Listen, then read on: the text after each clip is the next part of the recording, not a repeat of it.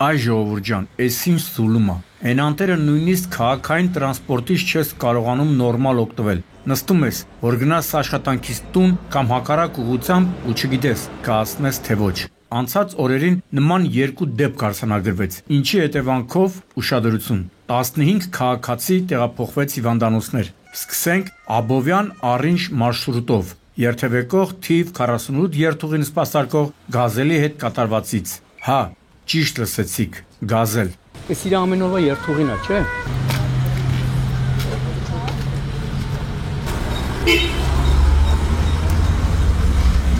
Այո, ի տարբերություն մայրաքաղաքի, նույնիսկ նրա արվարձաններում դեռ գազելներ են երթևեկում։ Ու չեմ զարմանա, եթե վերջում պարզվի, որ Առինջ գյուղում Ձագավանքի փողոցում երկաթեսյանն ու գազադար խողովակին բախվելու պատճառը մեքենայի անսարքությունը լինի։ Թե չէ նայում էի ու որ ասեմ տես մի ցցուն խոչընդոտ գտա, ինչի պատճառով մեքենան կարող էր սենց օր ընկնել, սուտ կլինի։ Տունը շինվածը լավա գազի խողովակը վարի չի տվել։ Փաստն է, որ ինչպես լսեցիք 5, բայց հետո պարզվեց 6 հոգի տարբեր աստիճանի մարմնական վնասվածքներով տեղափոխվել էին տարբեր հիվանդանոցներ։ Որ հիվանդանոցներ են տարել։ Սենց այդքան Բելարուսի դեսպանատուն։ Թե ասա ինչ կապ ուներ, թե ուր է տանում ճանապարհը, բայց դե մի բան պիտի ասես, հոլ լրկված չես նկարի։ Նաև պիտի ասեմ, որ հալալ է մեր քաղաքացիներին, սրտացավ քաղաքացիներին։ Ինչև շտաբօգնության խմբերի ժամանումը իրենք են վիրավորներին առաջին բուժօգնությունը ցուցաբերել։ Այն մարդկանց, որոնք առավոտյան 10-ի սահմաններում գնում էին իրենց գործով դասի կամ տուն։ Այ մարդ, հիշում եք չէ, թե ժամանակին ինչ մականուն էին ստացել այս գազելները, մահվան գազելներ։ Հիմա այդ գծի տերեր ու նրանց վերահսկողներ ձեզ եմ դիմում։ Պիտի պարտադիր մականվանը համահունչ դժբախտություն տեղի ունենա, որ նոր հանեք սրանք շահագործումից։ Հեսա իր հետքերը։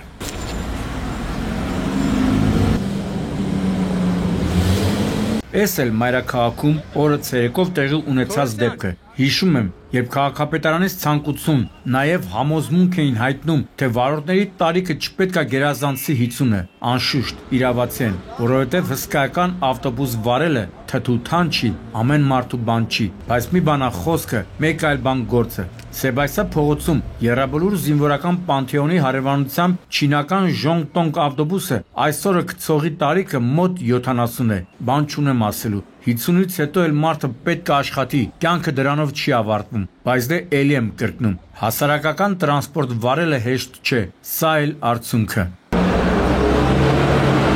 Սաղարուն է, նայ։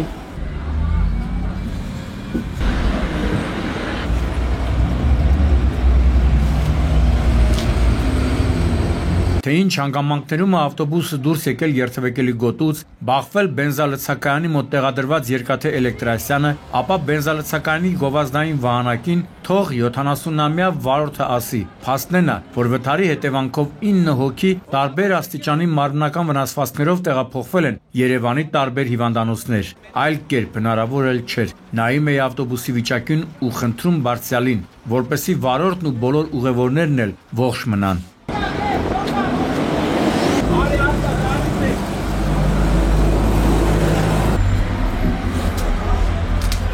Արագության մասով չեմ կարող շատ բան ասել, անգամ եթե 50-ի տակ ընթացած լիներ, էլի կարող էր սենց վիճակ ստեղծվել, բայց դե եթե տարիքով չլիներ, գուցե ռեակցիան ինչ-որ կերպ աշխատեր ու խուսափեր այսքան բաներին բախվելուց։ Տո ով ասես էլ չեկավ, տո էլ երկխաղլույսից, տո էլ Երևանի էլեկտրատրանսպորտից, որպեսի էլեկտրասյան հարցը լուծեն, էլ չեմ ասում շտաբօգնության բրիգադները։ Ականատեսները ասում էին, թե Շամշան, եթե մի քիչ շուտ գար կտեսներ, թե այստեղ ինչ Սոդոմ հոմոր էր տիրում։ Նենց որ քաղաքապետարանի պաշտոնյաներ, այն որ ասում եք տրանսպորտի գինը բարձրացնենք, որ կարողանանք այս ավտոբուսները մարդավարի շահագործենք, ավելի լավ է վարորդների վրա ուշադրություն դարձրեք։ Թե չէ տոմսը 1000 դրամ էլ սարքեք, բայց ավտոբուսը տարեց մարդ վարի, միևնույն է, արդյունքը նույնն է լինելու։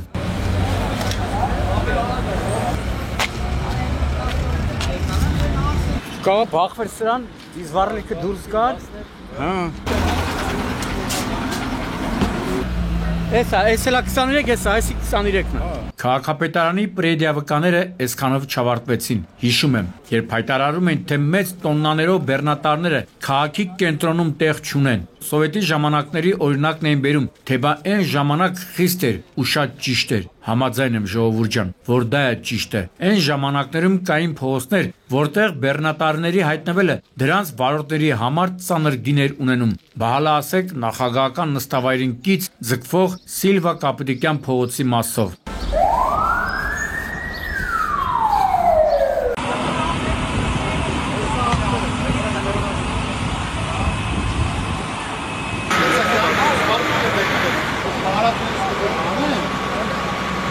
Հիմա ձեզ եմ հարցնում, այս զռլաման ինչ գործ ունի ստեղ օրը ցերեկով, որ մի հատ էլ այս օրն է ընկնում։ Տեսնում եք, որ ձեր խոսքը գործի հետ չի բռնում։ Հերիք չի ինքը կողաշրջվել է, նաև այդ ընթացքում հասցրել է վնասել գազատար խողովակը, ինչի հետևանքով հրդեհ է բռնկվել։ Հաշված րոպեների ընթացքում դեպքի վայր հասած փրկարար ծառայության մարտական հաշվարկներից մի տևական ժամանակ պահանջվեց, մինչև մարեցին հրդեհը։ Այդ հլմոն պիտի վառենք, որ ողբերգական հետևանքներ չունեցանք։ Չէ՞ որ հարևանության բնակելի շենքեր են գտնվում ու բավական էր պայթունները ավելի հզոր լինեին եւ այո, արդեն մարկային կորուստների մասին էինք խոսելու։ Էսա չէ գազախողվաղա, էսա գազը։ Էսի սյունն այն ա որ կոտրվել է։ Մարկային կորուստները չգիտեմ, բայց ջեշտերի մասով իրոք խնդիր ունեցանք։ Ինչպես տեսնում եք, վնասվել են 3 տարբեր մակնիշի կայանված ավտոմեքենաներ, որոնցից մեկը իդեպ հենց Երևանի քաղաքապետարանին էր պատկանում։ Չնայած ինչ օգուտ, եթե մայրաքաղաքի պատասխանատուներից մեկի անձնական մեքենան սենց օր ընկներ, հիմա հաստատ իրար կգային, ավելի ուշադիր կդառնային մայրաքաղաքի փողոցներով բեռնատարների շարժի նկատմամբ։ Մի տեսակ նենց տպավորություն է, կարծես մեր երկրում անտերություն է տիրում։ Երկրի խորհրդանիշներից մեկի նախագահական նստավայրին կպած այս պատկերը հենց դա էլ խորհրդանշում է։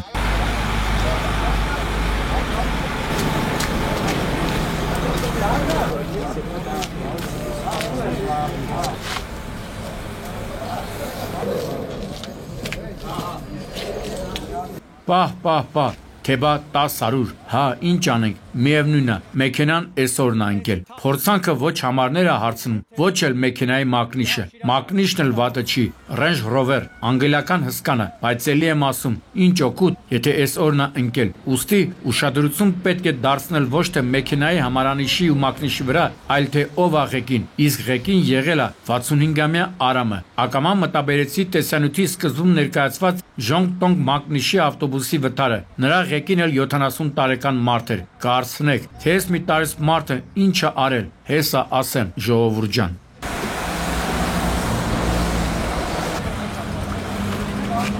Շտաբօգնությունն է, չէ՞ տարե։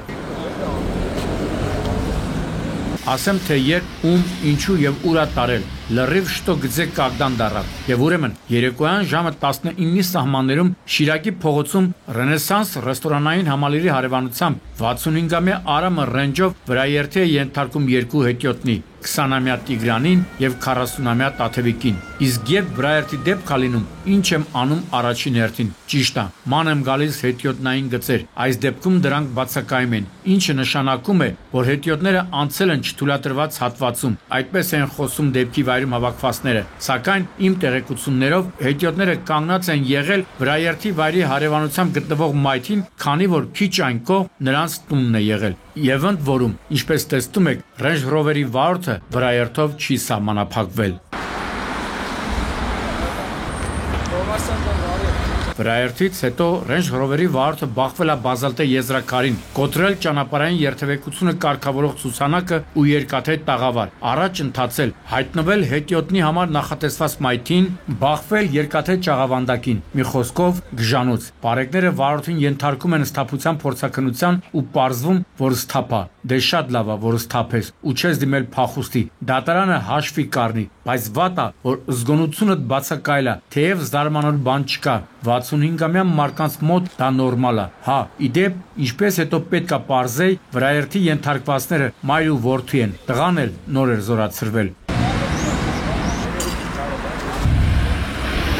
Իսկ հիմա մի կաթիլ մեղրի պատմության մասին, որը տխուր եւ ողբերգական հանգուցալուծում ստացավ։ Ամենայն հայոց բանաստեղծը ասում էր. ինչը կհաղթի կյանքում հերոսին, թե չլինի կինն ու գինին։ Հենց այս տողերը հիշեցի, երբ ահազանգի հետքերով գնում էի Լոռու մարզի մեծ Պարնի Կատնաջուր գյուղերի խաչմերուկ։ Չիմացողների համար ասեմ, որ այս տեղանքը գտնվում է Սպիտակ Գյումրի ճանապարհին։ Կասեք, ինչ կապ ունի ամենայն հայոց բանաստեղծը քո պատմության հետ, բացի նրանից, որ լոռեցի է, ամենաուղղակի ժողովուրդ ջան, ու հիմա կհամոզվեք։ Իսո սողոլնա։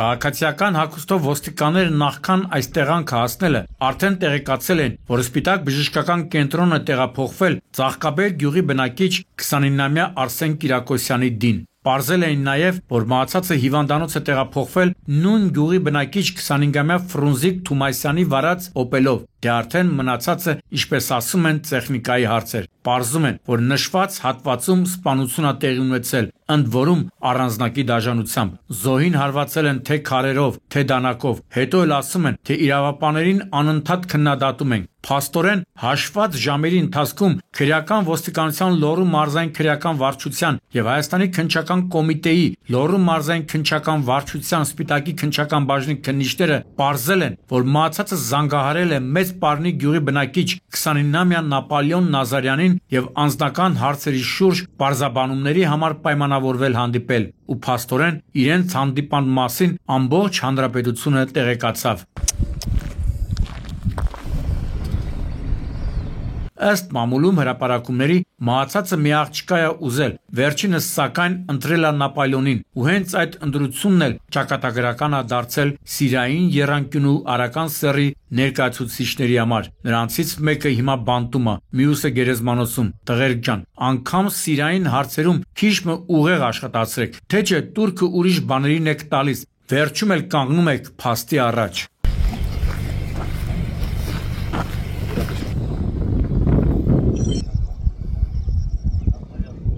Եվ վերջում հանրությունը ցնցած սպանության մասին։ Այս անտեր խաղամոլությունը ինչ մի չարիք էր, որ մեր գլխին եկավ։ Այ մարդ, հանրապետությունում հիմա շատ քիչ ընտանիքներ են մնացել, որոնց անդամներից գոնե մեկը չխաղա։ Կլինի դա կազինո, օնլայն խաղատուն ու տենց լիքը աղմախություններ։ Իսկ ինչի է վաղ թե ուշ հանգեցնում այդ խաղամոլությունը։ Ճիշտ է, ողբերգության։ Այն, ինչ տեղի ունեցավ Էջմիածնում, աննկարագրելի է, ժողովուրդ ջան։ Առավոտ կանուխ ժամը 6:40-ի սահմաններում Արմավիրի մարզի քրեական ոստիկանները օպերատիվ տեղեկություն են ստանում, թե Վարշապատի Մովսես Խորենացի փողոցի 40 շենքի բնակարաններից մեկում սպանություն է տեղի ունեցել։ Հասնելով դեպքի վայր, ահա այսպիսի պատկեր են տեսնում։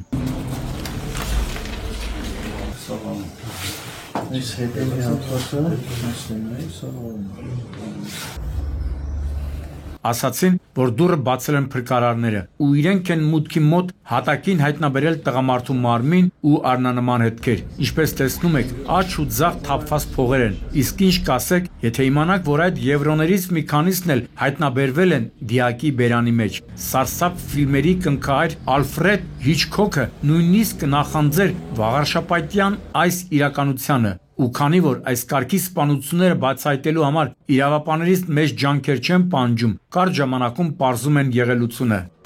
Նայեք անի տեղերը, ոտի տեղերը, կոպի, անիքելա վաղուն։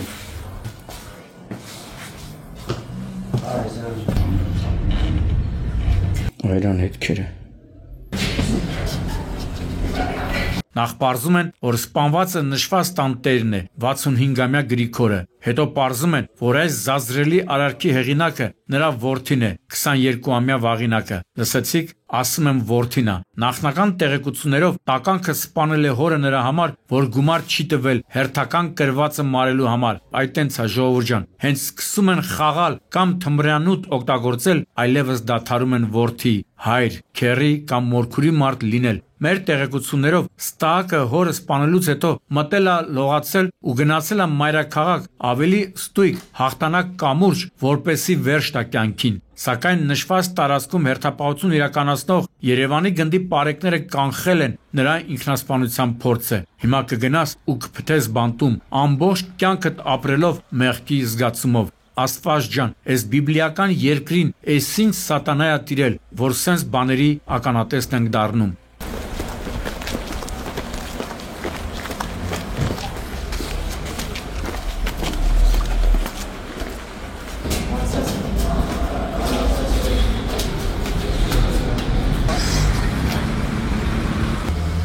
Գագիկ Շամշան, Սուրանկյուն։